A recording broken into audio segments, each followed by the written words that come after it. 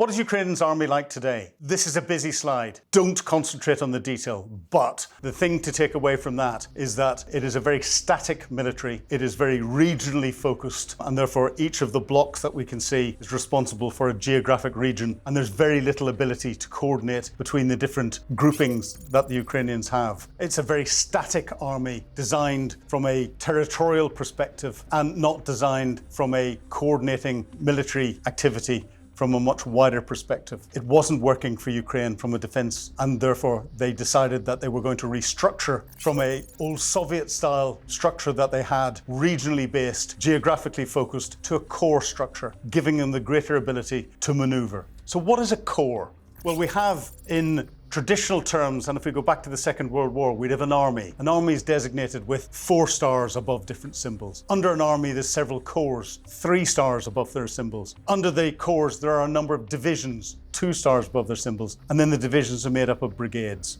In the modern corps, which can also be a land component commander, its higher headquarters is a joint force. Its lower formations can either be brigades or divisions or a mix of the two. So what is that mix of the two? What have we got here? If we look at a generic core structure that we have here, we've got a number of fighting formations. They're either armoured brigades or armoured divisions, armoured heavy brigades or divisions, or mechanised brigades or divisions, light divisions, whether it be light infantry, parachute forces, commando forces, special forces, and then they're supported by 2 other elements. You get combat support, and your combat support are engineers, your artillery, your air defence, your intelligence, your communications, and possibly your drone capabilities. And then combat service support. And what is the combat service support? Well, that's your logistics. That's your important combat supplies, your water, your petrol, oil, lubricants, or diesel, as we use today. Your medical support, your food, everything that's needed to keep an army moving,